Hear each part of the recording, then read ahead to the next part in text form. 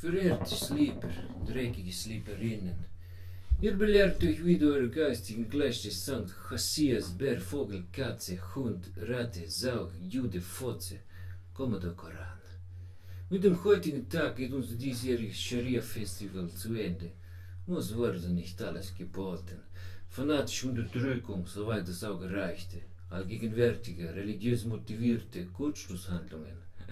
Spontane, irrationale Selbstentzündungen anderer, aber scheinbar unbeteiligter Dritter, Vierter und Fünfter.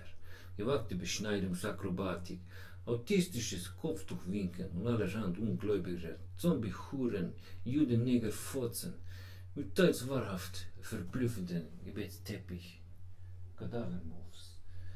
Ein besonderes Highlight war sicherlich für alle Besucher kostenlose Dr. Mengele Gedächtnis Analpiercing.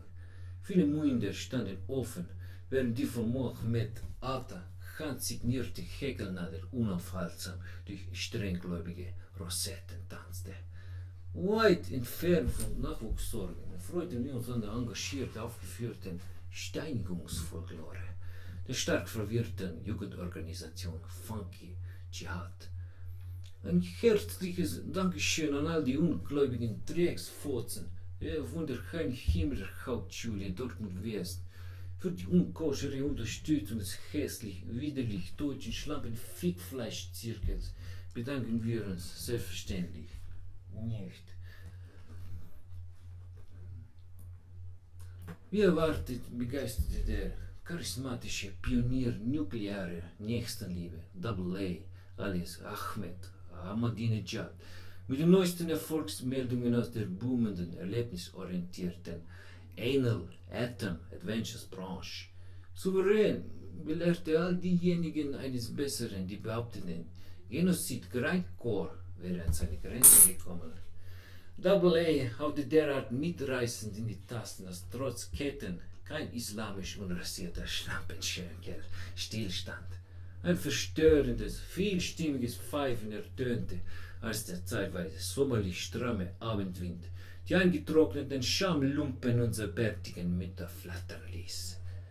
Wer keinen angemessenen tyrannischen Gewaltpartner zur Seite hatte, vergewaltigte sich selbst mit rührender Härte.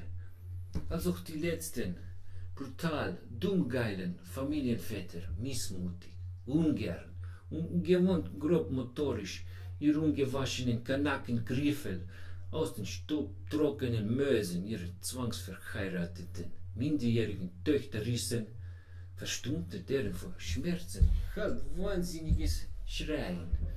Allah zwängte die Sonne zwar zunächst etwas unbeholfen hinter den Berg, ließ die Dunkelheit dann aber für einen von menschlichen Halbaffen künstlich installierten Kriegsgötzen angemessen über unser blutbesuddeltes Festivalgelände hereinbrechen.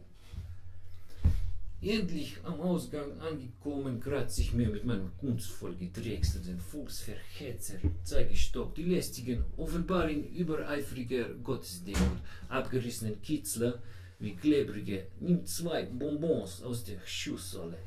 Eine rundum gelungene Sause mit dem hohen Ziel, Jahrtausende alten, blinden, fremden Hass aufrecht zu erhalten, zu kultivieren und zu konservieren, geht zu Ende. Ich danke allen Beteiligten nicht. Nun torklich nach Hause, schlage meine Frau, ficke auf salafistische Art und Weise meinen Hund und gehe gottesfürchtig zu Bett. Alles groß, habe ich gehört. Der Krieg ist heilig und Schuld sind richtig. Die Juden.